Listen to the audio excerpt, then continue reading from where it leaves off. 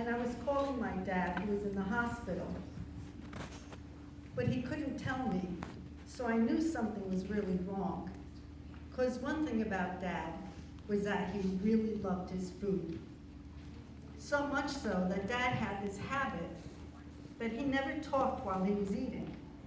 But as soon as he wiped his mouth with his napkin and he put down his knife and fork, then the stories would start to roll.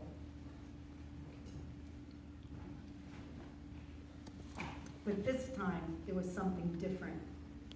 So I jumped in the car and I rushed over to the hospital.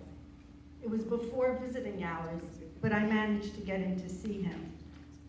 Dad was just sitting there in the hospital bed with the tray of food in front of him, the cover still on, nothing was touched. I tried to coax him into eating something, but he wasn't having any of it. So I just sat down in the chair opposite Dad, and I just sat there staring at him. Dad had no appetite for the food now. He was 3 months away from dying from prostate cancer that had metastasized to his bones. His interest was in telling me the stories. There were a litany of stories that Dad had told me over the years, over and over again, to the point where I would say to him, Dad, how many more times are you going to tell me these same stories? I've heard them 1,000 times. The stories about his life. At the age of 3 in Hungary, losing his father to the First World War and becoming head of the family. Later, at the age of 7, being sold a horse that he didn't recognize was lame and useless for plowing the fields. Then he was forced to serve in the Hungarian army during the Second World War, only to be captured by enemy soldiers, but he miraculously managed to escape.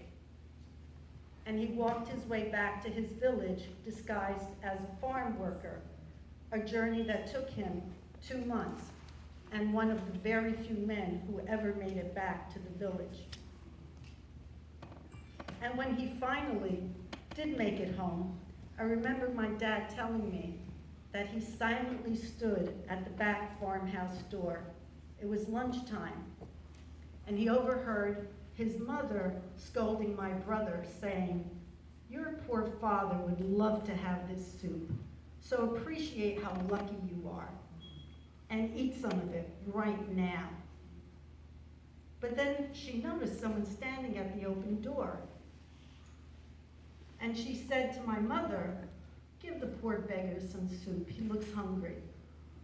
My dad looked so pitiful, no one recognized him. And so my mom walked over with the soup, but she suddenly dropped the bowl when my dad looked up from under his cap and, seeing his face, realized this was her husband, my father, standing there, and not a beggar at all. Years later, the deaths of 2 of his sons, my brothers, followed. One at the age of 4 from measles, and the other at 2 weeks, who was born premature. They were both named Michael, after the father my dad never knew. Next, being forced to leave Hungary and having to leave the house that was built by my great-grandfather, the livestock, farmland, and personal belongings behind.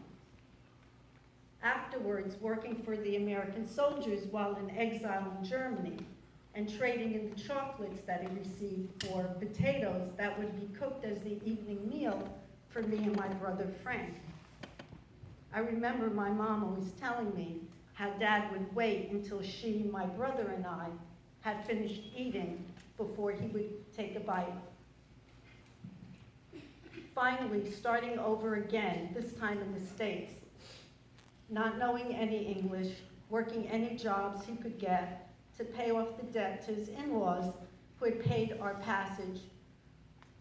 passage for our family, and whose motivation was totally mercenary. They were very unkind. Yada, yada, yada. Stories just went on and on. time was different. I remember sitting in the hospital room feeling as if I had never heard these stories before. This time, instead of one or another story being told after dinner while still sitting at the table, my dad was telling his life story in one litany of remembering, the Cliff Notes version, and I was the only one there to hear these unbelievable things about loss and survival and starting over again. I remember how I wished I had a tape recorder to capture each word. And then I realized there really was something different. Only there wasn't anything in Dad that had changed. I was the one who had changed.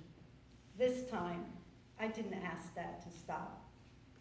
This time, I was ready, and I felt so privileged to listen. Dad's been gone now for over 20 years, and now I'm the one remembering the stories and telling them to my nephews and their children, my great nieces and nephews, who never got to know Dad. Because Dad's legacy is the stuff that movies are made of. His stories deserve to be told. And now I'm so very glad that Dad told me these stories over and over again. So, take a lesson from Dad, and don't talk while you're eating. There's always time after the meal to tell your story.